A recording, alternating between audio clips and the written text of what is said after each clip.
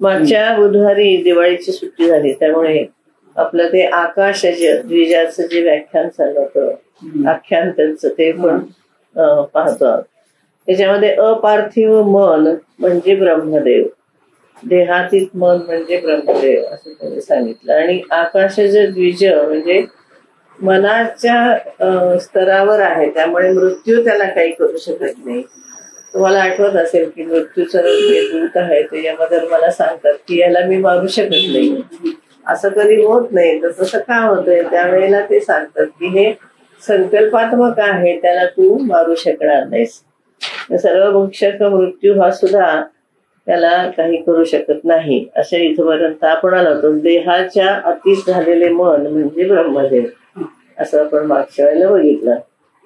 किंवा द्रष्टा आणि दृश्य जग ही सर्व ब्रह्मदेवाच्या मनातच राहतात, जसे तुझ्या मनातच संकल्प, मनोराज्य किंवा स्वप्ने राहतात. आता आपलं मनोराज्य हे आपल्या मनात असतं ना, ते काही आपण बाहेर दाखवू शकत नाही, किंवा बोलून जरी दाखवलं तरी आपल्या मनातला तो संकल्प असतो, त्यामुळे त्याच्या काही सत्यता नसते. आणि आपल्याकडे म्हणतात की मोठी स्वप्न पाहावीत आणि ती म्हणजे ते ध्येय गाठावं, पण ते वेगळं, म्हणजे ते एखाद्या ध्येयासाठी असतं. पण हे जेव्हा आपण मनोराज्य करतो तर ते तसं घडतं असं नाहीये ना. त्यामुळे आपल्या आपल्या मनाचे संकल्प असतात, प्रत्येकाच्या मनाचे जसे संकल्प असतात तसे. आणि स्वप्नही आपल्याला हवी तशी पडतात. स्वप्नात तर काही लॉजिकच नसतं, काही पण होतं. म्हणजे हत्ती सुद्धा पंख लावून उडतो स्वप्नामध्ये, काही पण, म्हणजे त्याला काही अर्थच नसतो. अनेक गोष्टीचं कॉम्बिनेशन आपल्या मनामध्ये होऊन तशी तशी ती स्वप्न पडत असतात.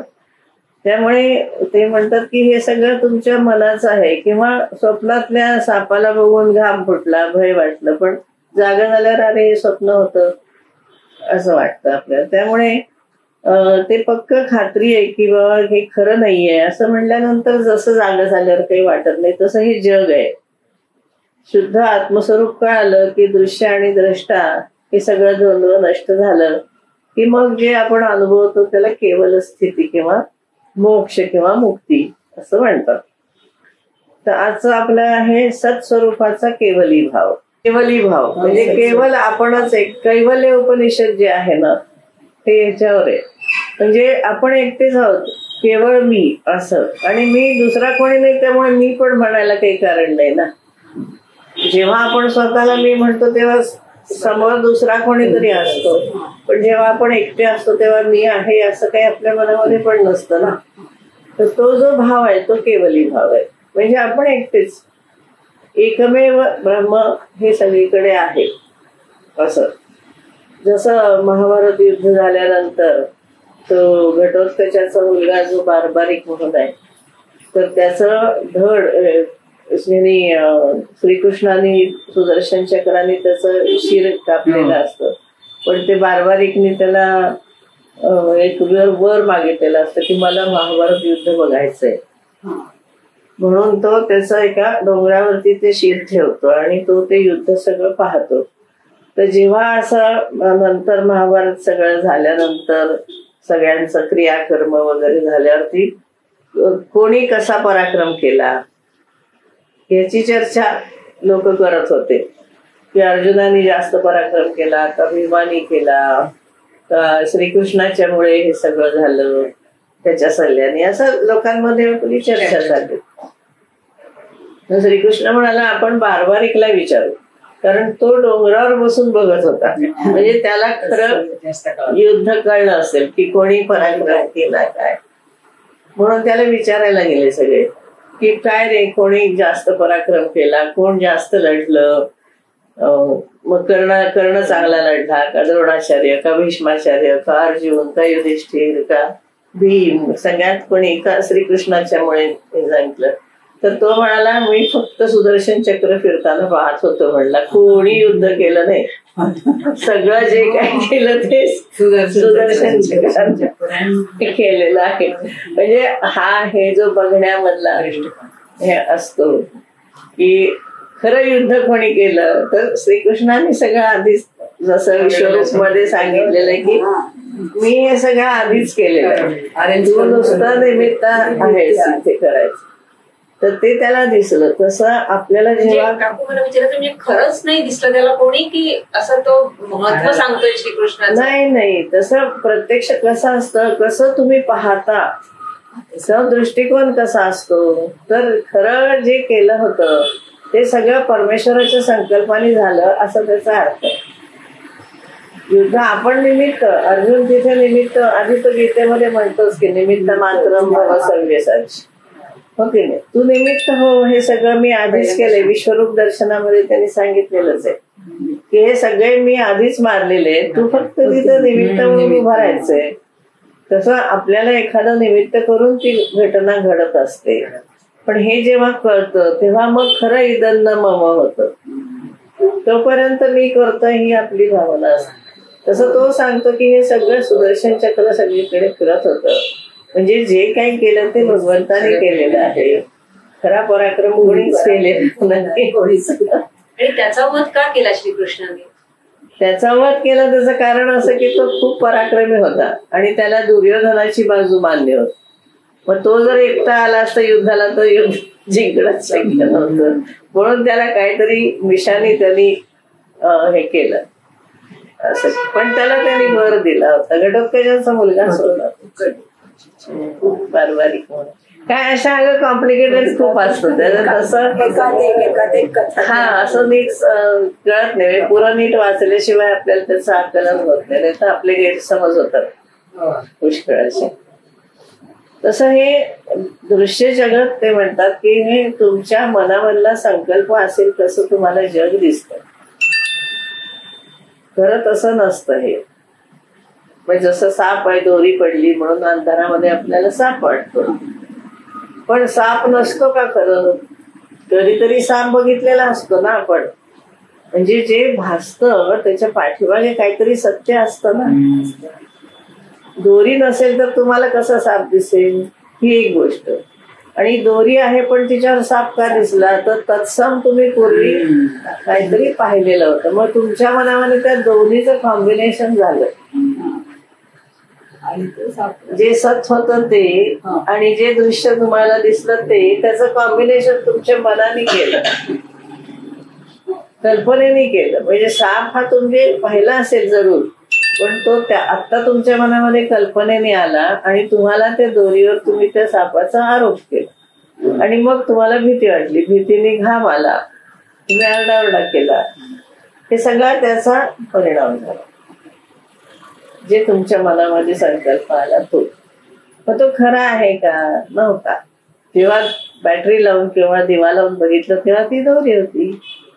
मग तुमच्या मनातली भीती गेली. म्हणजे हे जे जग आहे हे खरं आपल्याला दिसतं असं आहे का? तर ते केव्हा कळेल? आता आपल्याला सगळंच खरं वाटतं. ताप आला आपल्याला भीती वाटते, औषध घेतो आपण, तेव्हा काही कुठलाही रोग झालाय, आता कॅन्सर होतो, हे होतं, लोक जातात, आपल्याला दिसतंय ना. मग ते काही खोटं म्हणायचं का? ते खोटं नसतं ते. पण ज्या कॉन्शियसनेसच्या लेव्हलवरती आपण आहोत तिथे ते सगळं जसं स्वप्नात स्वप्न पूर्ण खरं वाटतं ना, तसं हे दृश्य सुद्धा आपल्याला अजून जोपर्यंत आपण ब्रह्मभावात जात नाही तोपर्यंत आहे असं. म्हणजे आपल्याला जर यातनं बाहेर पडत असेल तर स्वतःला वर उठवलं पाहिजे. या जगाला नाही आपण काही करू शकत. हे आहे असंच राहणार आहे. कित्येक पिढ्या आल्या गेल्या, युद्ध चालू आहेत, एकमेकांवरचे राजकारणी लोकांचं जे काही चालू आहे ते चालू आहे, ते खरंच आहे की सगळं. पण कुठपर्यंत करायचं या लेव्हलमध्ये आपण आलो तोपर्यंत ते खरंय. जेव्हा आपण याच्या वरच्या स्तरावर जाऊ तेव्हा आपल्याला कळतं. जसं एखादे लहान मुलं भांडतात, आपण त्यांना समजून सांगतो की अरे असं नसतं, त्यांना ते खरंच वाटत असतं की नाही. पण मोठ्या माणसाला वाटतं की काय हे बालिशपण आहे, बरोबर ना. पण ते जेव्हा मोठे होतात तेव्हा ते त्यांना कळतं. सेम तसंच आहे. आपण अजून ज्या मनाच्या स्तरावर आहोत तोपर्यंत आपल्याला हे सगळं आहे असे अनुभव येतात. खरं वाटणं, खोटं वाटणं, दुःख होणं, आजारपण येणं, हे सगळं खरं आहे. पण जर आपण याच्यातून वर उठलं, जसं रामकृष्ण परमहंस म्हणायचे की अरे मी खात नाही असं काय म्हणतो तुमच्या सगळ्यांच्या तो मुखाने मीच तर खातोय, तुमच्या सगळ्यांच्या मुखाने मीच तर बोलतोय. जे हा त्यांचा अनुभव जसा होता ते त्या स्तरावरती गेले होते. म्हणून आपल्याला आपला स्तर उंचवला पाहिजे.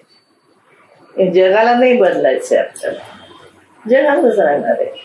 कारण ते सगळं आपल्या स्वतःचा जो संकल्प आहे स्वतःबद्दल, की मी माणूस आहे, मी जीव आहे, मी म्हणजे देह आहे, मी स्त्रीचा देह आहे, पुरुषाचा देह आहे, हे सगळं त्या लेव्हलला जोपर्यंत आपण आहोत तोपर्यंत हे सगळं आपल्याला खरं वाटतं. म्हणून ती साधना आहे की थोडस वरच्या लेव्हलला तुम्ही या. नाहीतर मग हे आपलं गोंदलेकर महाराज म्हणतात राम करेल ते होईल. पण इतकं इनडिफरंट आपण होऊ शकत नाही. जरी म्हटलं तरी मनातून किती वाटत. मुलीचं लग्न अजून झालं नाही, झालं नाही, हो की नाही, मुलीचा मुलगा आजारी पडला, नातू आजारी पडला, आपल्याला दागदुख वाटतेच की स्वस्त बसू शकत नाही. हा, किंवा आता परीक्षा आल्यात आपण म्हणत नाही अरे होईल ते होईल, असं नाही, अभ्यास कर म्हणतो आपण. चिंता असतेच का, लोक म्हणतात की वर्तमानात जगा, पण असं शक्यच नाही. पण नाही ते शक्यच नाही. पण या लेव्हलला ते बरोबर आहे. म्हणून तर आपण वर जायचं ना, की होईल सगळं. आजच मी एक लेक्चर ऐकलं युनिव्हर्सिटीमध्ये. रिचर्ड हे आले होते आता नोबेल लॉरिएट, ज्यांना मेडिसिन बद्दल नोबेल पारितोषिक मिळालं. त्यांचं लेक्चर होता, ऑनलाईन पण ऐकायचं मिळालं ऐकायला. तर ते मी पूर्ण ऐकलं आज. त्यांचं 11:15 ते जवळजवळ 1:15 पर्यंत बोलले. तर त्यांनी सगळं सांगितलं की मी म्हणजे लहानपणापासून मग मला आधी काय वाटत होतं. मला आधी वाटलं मी डिटेक्टिव्ह व्हावं, लहान मुलांचं असतं तसं. मग मॅथमॅटिक्स आवडायला लागलं, मग केमिस्ट्रीचे सर चांगले मिळाले, मग केमिस्ट्री आवडायला लागली. मग असे करत ते कसं कसं ते त्या नोबेल प्राइज पर्यंत त्यांनी संशोधन केलं, ते सांगितलं. पण शेवटी त्यांनी काय सांगितलं की बाय लक झालं हे सगळं, योगायोगाने झालं हे त्यांनी मान्य केलं. आणि त्याचे हे फॅक्टर्स पण दिले त्यांनी की मला अमुक एक ह्या वेळेला भेटणं हे माझं लक होतं, अमुक एकाने मला हे केलं, माझे मेंटर झाले हे माझं लक होतं. 6-7 पॉइंट त्यांनी शेवटी दिले. पण त्यांनी मान्य केलं. आपण भारतीय म्हणतो ही गोष्ट वेगळी, आपण पहिल्यापासूनच नशीब आहे म्हणतो किंवा योग असेल तर होईल असं म्हणतो. पण त्यांनी म्हणावं याचं मला फार आश्चर्य वाटलं. कारण ते म्हणाले आपण एखादी गोष्ट करायचं ठरवतो पण आपण दुसऱ्या बाजूला जातो. असं का जातो म्हणले तर काय नाही, पाहिलं तिथे आपल्याला ते लोक भेटतात. म्हणजे हे कसं आपण म्हणतो त्या पद्धतीनेच झालं की नाही. मला त्याचं फार आश्चर्य वाटलं पूर्ण लेक्चर झाल्यावरती. आणि मग ते म्हणाले की it comes in your way, तुम्ही ते संधी घेतली पाहिजे. कोणी प्रश्न विचारत होते नंतर, त्यामुळे तुम्ही लक वगैरे कसं काय म्हणता किंवा लक आहे माझं हे कसं ओळखायचं. ते म्हणले असं काही ओळखायचं नसतं, म्हणले it comes in your way. आणि मग तुम्ही तो चान्स घ्यायचा की ठीक आहे आपल्याला हे नाही इकडे चांगली संधी मिळाली तर आपण ती घ्यायची. आपण कसं ठरवत असतो पण कसं आपलं घडत जातं हे. आणि कितके छान त्यांचे व्यवस्थित, प्रश्नच नाही. एवढे मोठे सायंटिस्ट बोलायला काहीच म्हणजे नव्हता. नंतर प्रश्नोत्तर पण झाली. हा, त्यामुळे आता हा केवली भाव जो आहे की आपलं स्वरूप हे आपण जीव हे आपलं स्वरूप नाही, आपण ब्रह्मस्वरूप आहोत, केवळ ब्रह्मस्वरूप आहोत, हा केवली भाव आहे. म्हणजे वसिष्ठ ऋषी म्हणतात तुझ्या अंतःकरणात दृश्य हे सत्य आहे, ते मनाच्या बाहेर वस्तुरूपाने अस्तित्वात आहे. हे समजून घ्या. आपल्या मनामध्ये जे दृश्य आहे ते बाहेर आपण पाहतो, तसंच आपल्याला बाहेर दिसतं.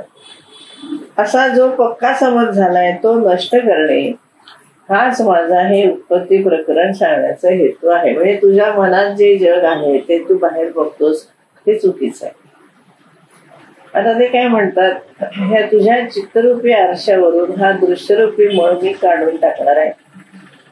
शास्त्राला अनुसरून प्रयत्न केल्याने दृश्य नाहीसे होतो व त्याचा सापेक्ष असा द्रष्टेपणा नष्ट होतो. पाहणं हे सापेक्ष आहे असं त्यांचं म्हणणं. म्हणजे मला जसं जग दिसतं तसं सगळ्यांना दिसतं असं नाही. प्रत्येकाचं जग प्रत्येकाला वेगवेगळ्या प्रकाराने दिसतं. दिशा, भूमी, आकाश हे सर्वच मावळून गेलं. म्हणजे जो केवळ प्रकाश राहील, तू, मी आणि जगातले विविध विषयरूप दृश्य हे सगळे नाहीसं झालं. म्हणजे द्रष्ट्याचा जो केवली भाव शेष राहील तेच विमल शुद्ध आत्मपुरुष. वेदांतामध्ये एक उदाहरण देतात.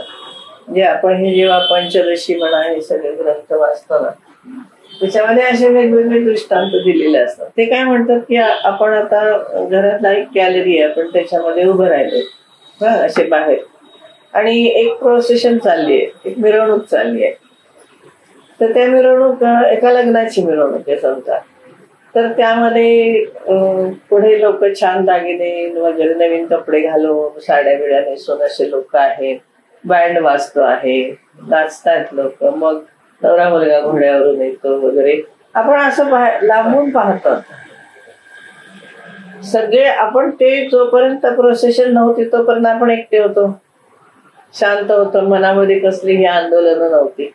मग ते पाहत गेल्यावर आपल्या मनामध्ये येतं किंवा किती छान साड्या नेसल्या, दागिने किती घातले, आपण त्या दृश्याप्रमाणे विचार करत राहतो. मग नवरा मुलगा कसा आहे, काळा आहे का गोरा आहे, कपडे कसे घातले, विचार करत असं आपण त्या दृश्य जसं पास होईल डोळ्यासमोरून तसं पाहत. आणि जेव्हा शेवटचा माणूस निघून जातो तेव्हा पण आपण एकटेच. तो जो क्षण आहे की मनामध्ये आता कुठलाच विचार नाहीये, कुठलंही दृश्य आपण पाहत नाही, तो केवली भाव असतो. तिथे काहीच नसतं, मनामध्ये कसलाही तरंग नाही, कसलाही विचार नाही, आणि आधी आपण तशीच होतो. मग हे दृश्य आपल्या डोळ्यासमोर सरकलं तेवढ्या पुरतं दृश्य आणि द्रष्टा आणि दर्शन हा भाग झाला. जोपर्यंत ते दृश्य नाही तोपर्यंत आपण एकटे असतो. तो केवली भाव असं त्यांनी त्यामध्ये सांगितलं. विविध प्रकारांनी समजावून सांगतात. आणि पहा तुम्ही, आपण असं फक्त साक्षी म्हणून असतो. बरं, आपल्याला काही तर नवऱ्या मुलाशी ना देणं घेणं आहे ना, कोणाशी काही कोणाबरोबर ईर्ष्या नाही, काही नाही. एक असं तसं तुम्ही तटस्थपणाने या जगाकडे दृश्याकडे पहा असं ते सांगतात. तुम्ही त्याच्यामध्ये इन्व्हॉल्व्ह होणार, नुसतं पहा, त्याची मजा घ्या, आनंद घ्या असं त्यांचं म्हणणं. आरशामध्ये पर्वतादी वस्तू प्रतिबिंबित झालेल्या नसल्या म्हणजे त्याची जशी शुद्ध स्थिती असते. आरसा हा नुसता आरसा असतो, त्याच्यामध्ये जर प्रतिबिंब पडलं तर दिसतं की नाही. जोपर्यंत प्रतिबिंब पडत नाही तोपर्यंत दिसत नाही. तसं आत्म्याची केवळ स्थिती असते. समोर दृश्य नसताना जसा आरसा नुसता फक्त आरसा असतो. वायूची हालचाल बंद पडली म्हणजे त्याच्या योगाने उत्पन्न होणारी पाण्याची शुद्धता आपोआप नष्ट होते. त्याप्रमाणे चित्त केवळ स्वस्वरूपापर्यंत जाऊन पोचला म्हणजे रागद्वेषादी वासना सहन. तसं सोपं आहे समजायला, फक्त आपण त्या स्थितीमध्ये जात नाही. आपण राहतो ते या स्थितीतच राहतो. थोड्याशा आंदोलनात ऑसिलेशन ऑफ माइंड म्हणतो आपण, ते असतच आपल्यासारखं. मग ते शेवटी छान दिलं. तोपर्यंत संध्याकाळ झाली तर त्याचं वर्णन खूप छान झालंय दिलेली. कमलांच्या काठव्यावरून वाहत येणाऱ्या संध्याकालीन वायुलहरी सभेचे वातावरण सुगंध करीत विरघळत होत्या. हे फार योग वासिष्ठ थोडं काव्यात मध्ये जणू वसिष्ठ मुनींचे भाषण ऐकण्यासाठीच त्या तिथे आल्या होत्या. वसिष्ठांच्या मुखातून श्रवण केलेल्या भाषणाचे चिंतन करण्यासाठी जणू सूर्य आपले भ्रमण थांबवून एकांत सेवन करण्यासाठी अस्ताचलावर गेला. खूप छान आहे. अध्यात्म श्रवणानंतर अंतःकरणाला जशी सम शांत अवस्था यावी त्याप्रमाणे अरण्यामध्ये दाट धुके पडून त्यात सर्व वस्तूंचे स्वरूप समरस होऊन गेले असे संध्याकाळचं वर्णन केलं. मग ते सगळे आपापल्या ठिकाणी गेले. मग राजांनी पूजा वगैरे सगळ्याची केली. आता दुसरा दिवस. मनाचे स्वरूप आणि पर आवर आत्म्याचा अनुभव. नक्षत्राचे पुंज धारण करणाऱ्या रात्रीचा प्रभाव सर्वत्र जाणवू लागला. यमाच्या शरीराप्रमाणे भयंकर वाटणारी आणि तिमिराने पुष्ट झालेली रात्र पुढे काही वेळाने संपून गेली आणि हळूहळू दाट धुक्याने युक्त असलेला उषक्काल सुरू झाला. मी मुद्दाम वाचून दाखवते कारण वर्णन खूप छान. प्रभात काळच्या वायूमुळे वृक्षवेलीवरील फुले गळून पडावीत तशी आकाशातील तेजस्वी रत्ने हळूहळू मावळू लागली. पूर्व दिशेकडून येणाऱ्या सूर्याच्या किरणांनी सोनेरी दिसणारे मेघ हाच जणू पितांबर ज्याने परिधान केला आहे, नक्षत्रांचा हार गळ्यात घातला आहे असा शोभायमान होणारा उदयाचल ध्यान करीत असताना हृदयाकाशात प्रकट होणाऱ्या श्री विष्णूप्रमाणे आकाशात प्रकाशमान होऊ लागला. वर्णन खूप छान आहे. श्लोक आहे दृश्यताम आजगाम अर्कहा प्रभा उन्मिलित लोचनः विवेक वृत्ती महताम मनसी इव निवेदिता. थोर विचारी पुरुषांच्या अंतःकरणात स्फुरणाऱ्या विवेक वृत्तीप्रमाणे स्वतःच्या प्रकाशाने लोकांना जागृत करणारा सूर्य क्षितिजावर दिसू लागला. असं वर्णन छान आहे. हे वाचलं ना की लिहायला चांगलं येतं. सुंदर लिखाण जे चांगलं होतं ना ते याच्यामुळे होतं. मग सगळे आले पुन्हा त्या दरबारामध्ये. मग रामाने प्रश्न विचारला, भगवान ज्या मनापासून या सर्व जगताची उत्पत्ती होते त्या मनाचे तात्विक स्वरूप काय आहे ते मला स्पष्ट करून सांगावे. हा जो सायकोलॉजीचा ग्रंथ म्हणून याला मानतात ना ते तेवढ्यासाठी कारण मनाची व्याख्या यांनी दिली की जे मॉडर्न सायकोलॉजिस्ट सुद्धा त्या प्रकाराने करता आलेलं नाही. कारण मन हे दिसणारी वस्तू नाही पण मन आहे हे सगळ्यांना माहितीये. हो की नाही. मन जाणवतो, भावभावना जाणवतात पण ते दिसत नाही किंवा दाखवता येत नाही. त्याला त्याने सांगितलं की रामा शून्य आणि जड अशा या आकाशाला केवळ नावापलीकडे वेगळं अस्तित्व नाही. आकाश तरी का म्हणतो आपण? आकाश ही काही वस्तू नाहीये, पोकळी नाही, नुसती पोकळी आहे. पण त्याला काहीच नाही ना, शून्य आणि जड आहे ते. पण आपण म्हणतो ना आकाश आहे, म्हणतो की नाही? काहीच नाहीये नसताना म्हणतो आपण. बघा किती सुंदर आहे तरी आकाश म्हणजे. हा पण आपण काही नसताना त्याला आकाश हे नाव दिले. नुसती जड वस्तू आहे, पोकळी आहे, काहीच नाहीये पण तरी त्याला आपण नाव दिले. म्हणजे आपल्याला ते माहित आहे की नाही. तसं मनाचं आहे. मनाला काही नाहीये रंग रूप आकार, स्वतःच असं वेगळं काहीही रूप नाही तरी सुद्धा मन आहे असं आपण म्हणतो. बाह्य जगात किंवा आपल्या हृदयात मन म्हणून काही सत्स्वरूपी वस्तू आहे असे नाही. आता तुम्ही रिसेक्शन करता तुमच्या शास्त्रामध्ये कुठे मन दिसतं तुम्हाला? दिसतच नाही ना. तसंच आमच्या शास्त्रात वायू सांगितलं. वायू कुठे दिसत? खिडकी उघडली की स्पर्शाने कळतो, स्पर्शागामित्व आहे त्याच्यात, स्पर्श आहे त्याचा, पण दिसत नाही तो, अनुभवावा लागतो. तसं मन सगळ्यांच्या अनुभवाला येतं. मला वाईट वाटलं, माझ्या मनाला आलं, माझ्या मनाला लागलं, पॅरामीटर्स काही नाही. किंवा मी दुःखी आहे हे मोजण्याचे तरी कुठे पॅरामीटर? काहीच नाहीये. म्हणजे काही नसताना आपण मन आहे असं म्हणू शकता की कशावर तू दुःखी आहे, काही सिद्ध नाही करता. काही नाही.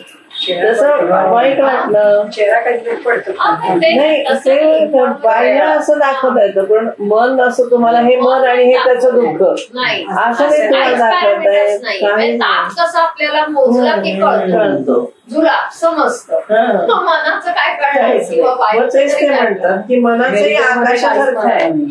म्हणजे मन आकाशासारखं आहे, काहीही अस्तित्व नाही पण तरी सुद्धा त्याचं ते आपण त्याला नाव देतो, आपण त्याचा अनुभव घेतो. बरोबर आहे.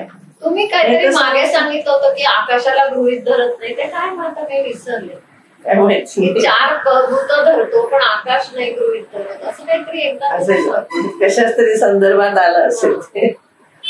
बाह्य जगात किंवा आपल्या हृदयात मन म्हणून काही व्योमाकाश वगैरे म्हणतो असेल 5 प्रकारचे आकाश काहीतरी सांगितलं.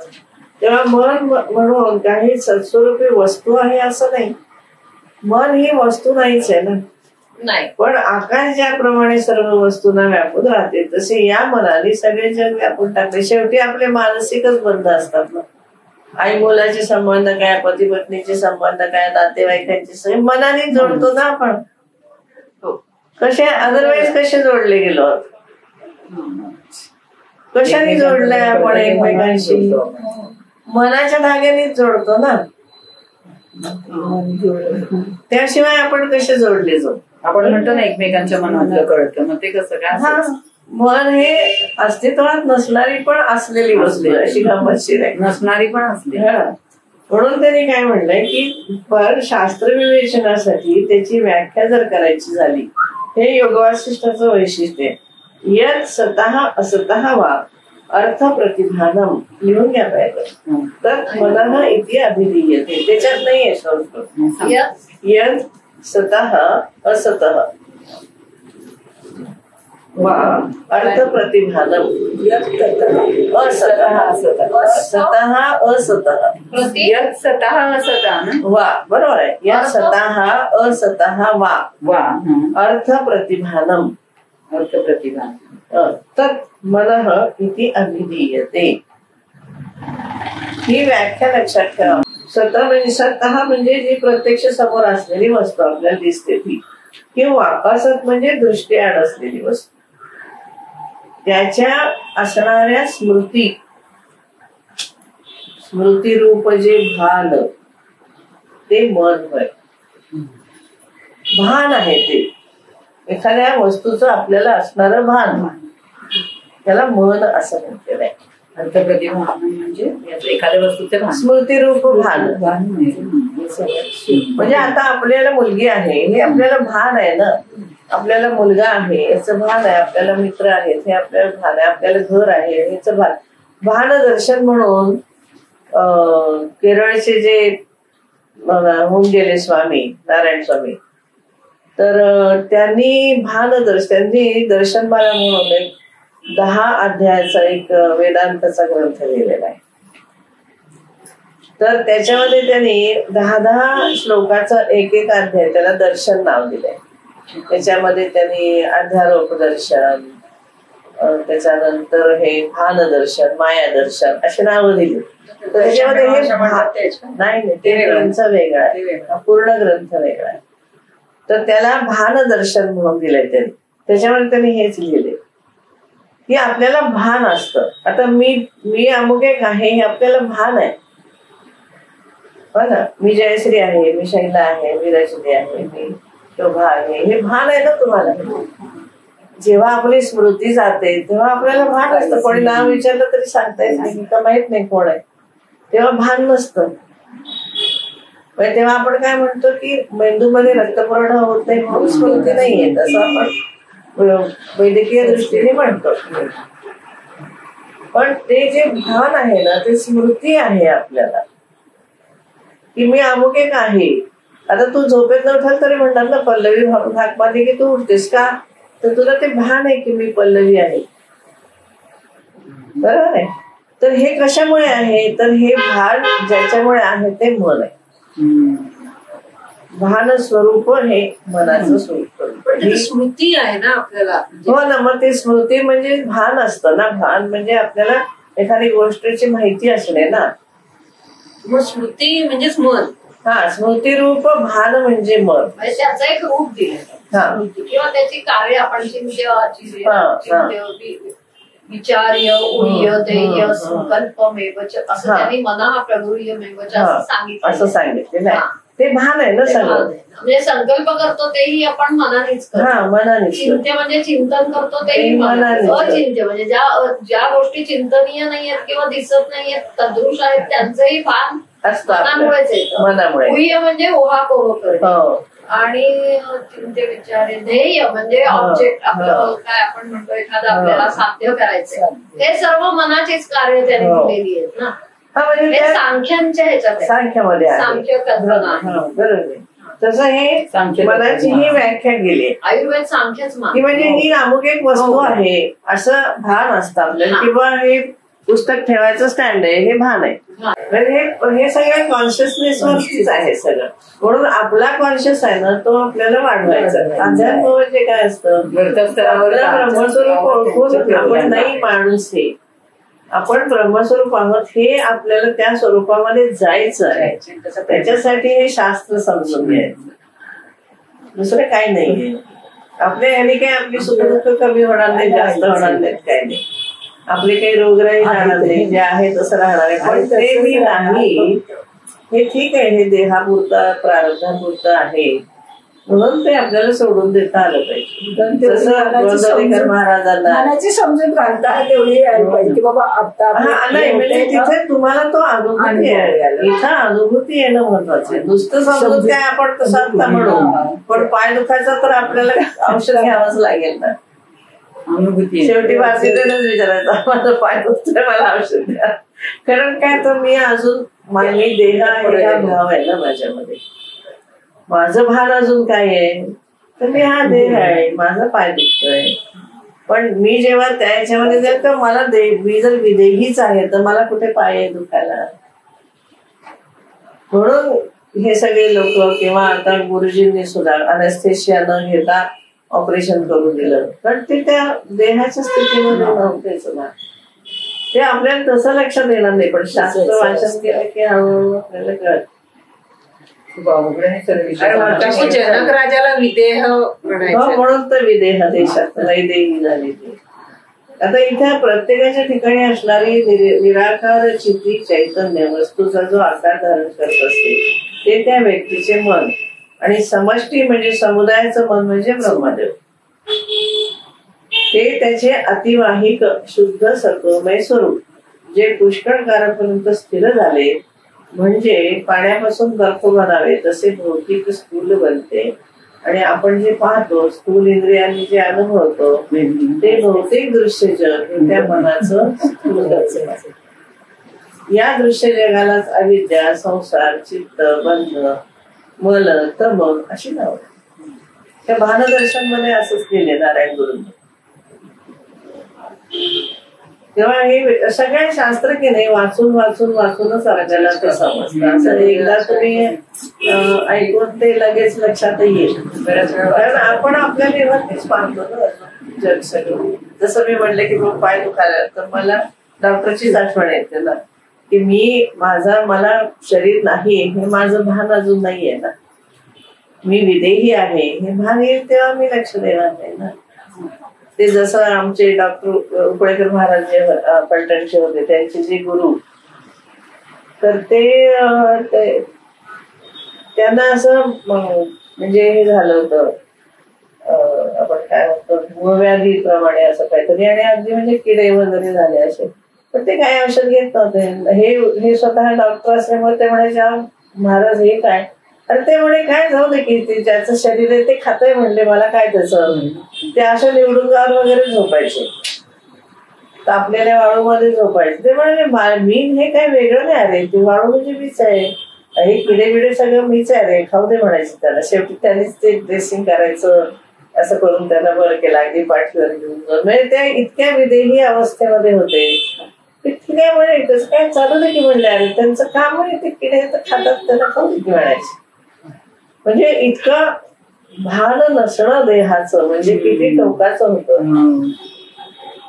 दुसरे सावळीचे होते ते त्यांचे गुरु, आणि हे स्वतः डॉक्टर MBBS त्या काळात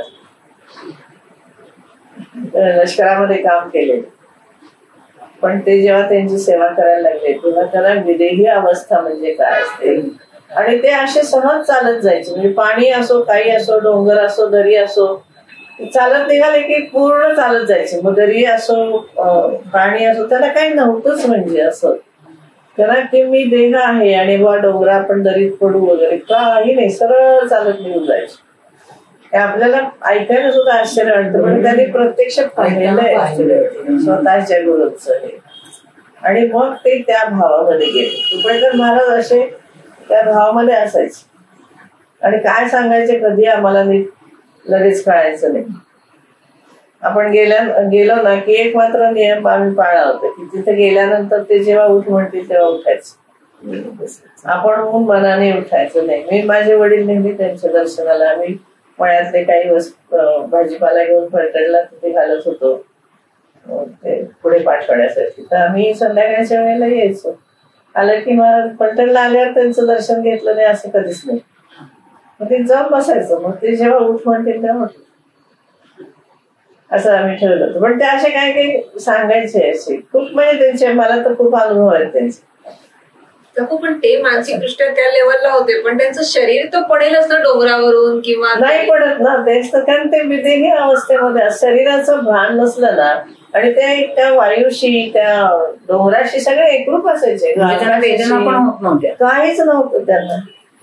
आपल्याला वाटत होतं की असं होत असेल, त्याला काही नव्हतं. तेच तो भावच वेगळा असतो अगं, ते नाही समजायचं त्या लेवलला गेल्याशिवाय.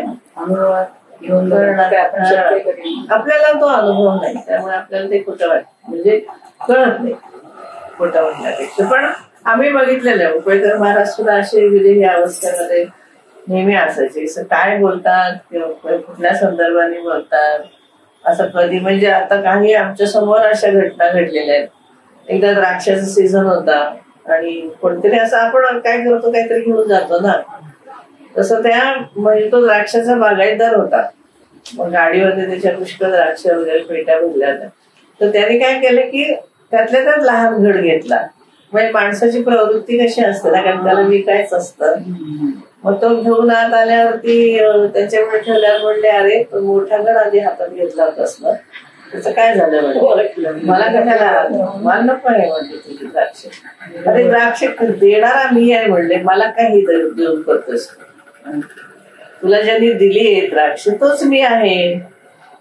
मला काय म्हणले, मी आता तुला द्राक्षाचं घड माझ्या समोर आणून दाखवतो, तू काय मला देणार, असं स्पष्ट म्हणाले ते त्याला. म्हणजे त्या लेवलवरती ते मी प्रत्यक्ष पाहिलेलं आहे. सांगते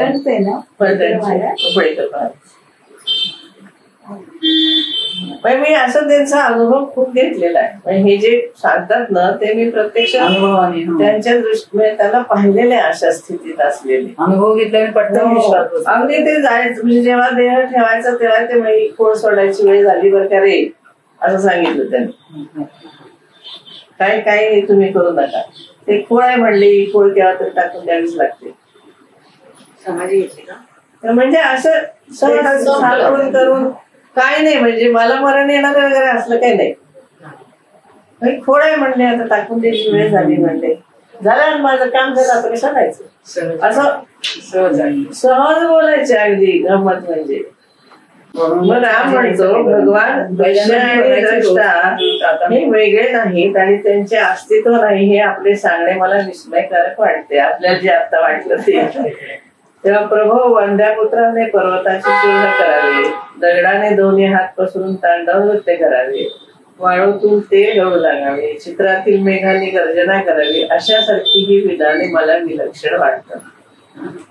जरा मरण दुःख यांनी व्याप्त झालेले, तसेच पर्वत आकाश वगैरेच्या रूपाने प्रत्यक्ष प्रतीत होणारे नाही असं आपल्यासारख्याने म्हणावे, याचे मला आश्चर्य वाटते. जे आता आपण म्हणलं की आपल्याला कळत नाही, मनच मनुष्य रूपाने धारण करून नाचत आहे असं वैशिष्ट्य म्हणतात. रामा द्रष्टा दृश्यरूप जग म्हणजे केवळ मनाचा खेळ. मन असत असूनही सत भासते, तो भास आहे. समर्थांनी एका मूवी मध्ये सांगितलंय की डोळ्यास दिसते ते दृश्य, मना असं वाटते तो भास, दृश्य भासातीत जगदात्म्यास ओळखावे.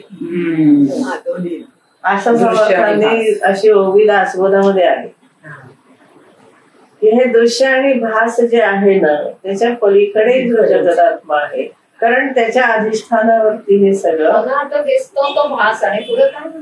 डोळ्यास दिसते ते दृश्य, मनास वाटते तो भास, दृश्य भासातीत जगदात्म्याच ओळखावे. जगदात्मा याच्या पलीकडे आहे दृश्य. अरे सगळंच आहे.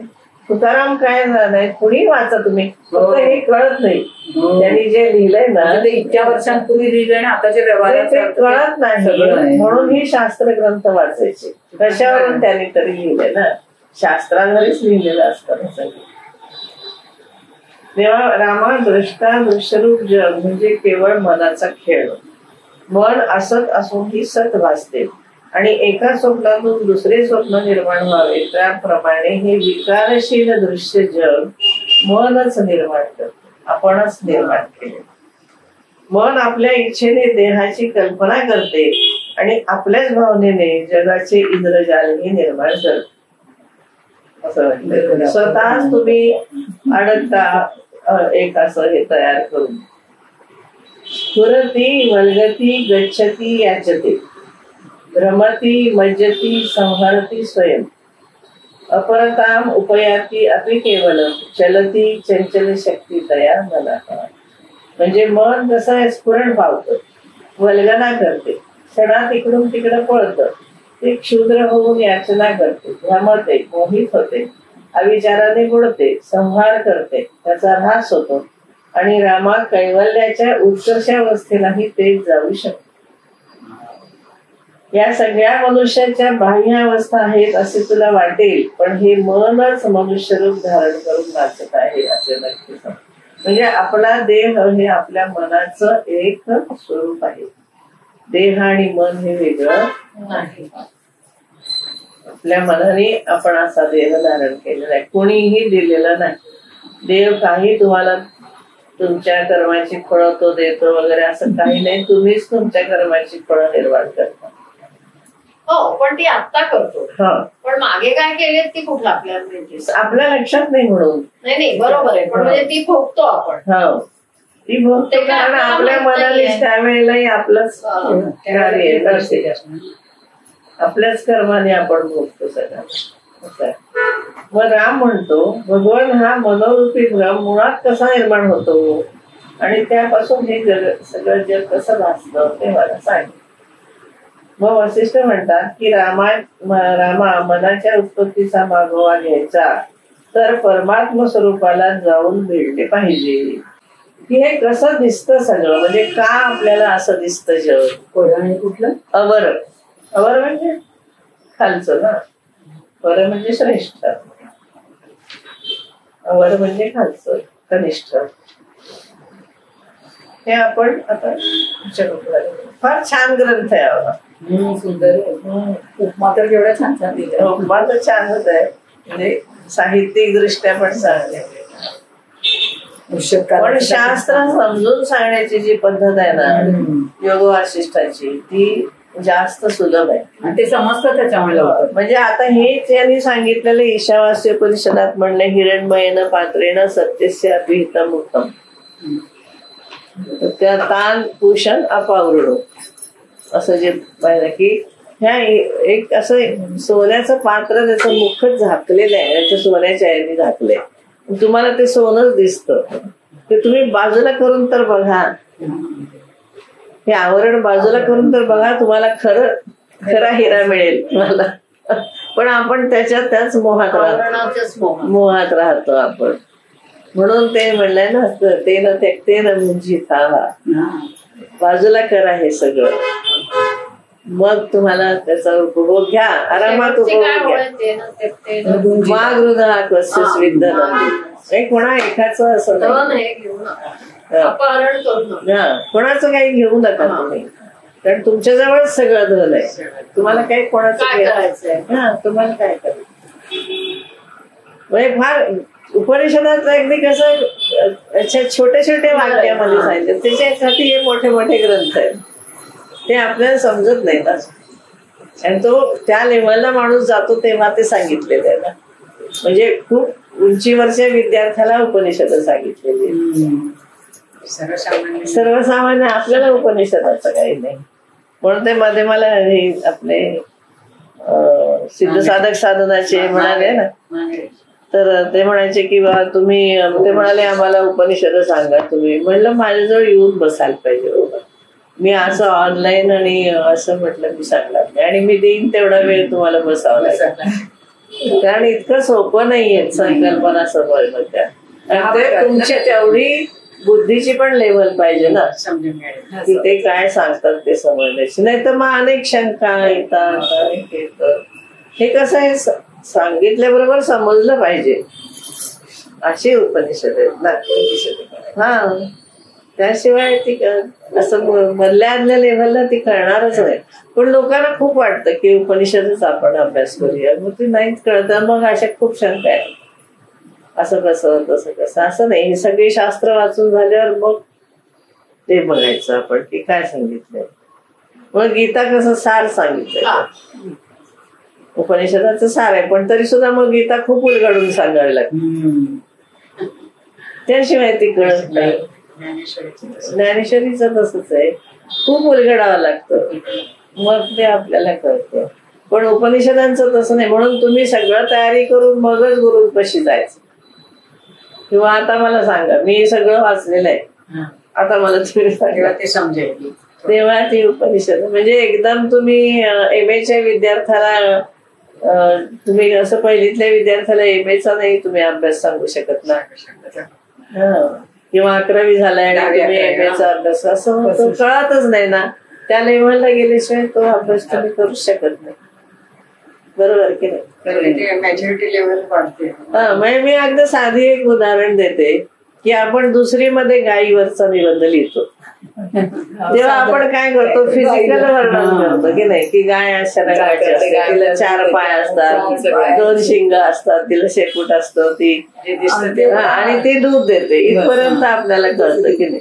पण हाच मुलगा पुन्हा 11वीत गेल्यानंतर गायीचे विविध उपयोग, गायीचं सगळे शिकतो आणि मग ते त्याला येतं. आणि ते जेव्हा तुम्ही गायीवर PhD कराल तेव्हा तुम्ही काय लेव्हलनी लिहाल.